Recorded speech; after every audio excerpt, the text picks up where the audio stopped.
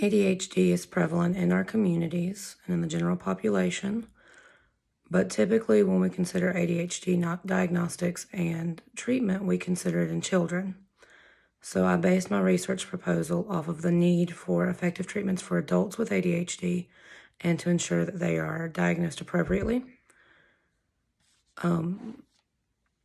Adults frequently experience the disorder and require treatment that helps them cope with their symptoms, gain mindfulness skills, and increase their quality of life and their ability to maintain their daily lives and work.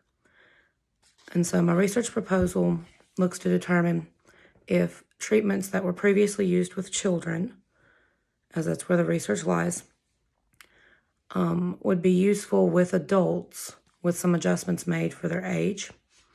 It also looks to establish a basis of effective treatment for adults. So what works best when treating adults? So my plan is to utilize a group of 250 participants who would be volunteer-based.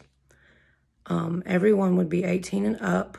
I did not place a limit on the farther end of the scale for age so that it would be more easy to generalize it to the overall population. There will be 3 groups that the participants are split into.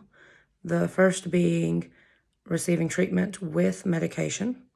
The second would receive treatment without medication, individualized, and the third would receive group therapy to establish if there is a higher benefit to group therapy with adults or individualized, and to see if it can be treated without medication for those who opt for more holistic approaches. What we will do is in each group establish that the diagnostic interview for adults with ADHD will be used and explain the parameters. Once that's done, prepped counselors will administer the DIVA 2.0 both before treatment starts and then 12 weeks after. So the participants will participate in treatment in the group they're assigned for 12 weeks. The study will use pre- and post-test design because we're looking at how they were prior to treatment and how they are after to see if there are any significant differences. And then to analyze the data, we'll use the paired sample t-test so that we will be able to look at the comparison of the data on the DIVA 2.0, both before and after, and between the groups. This will allow us to see if the treatments used and set with the counselors is effective, while also showing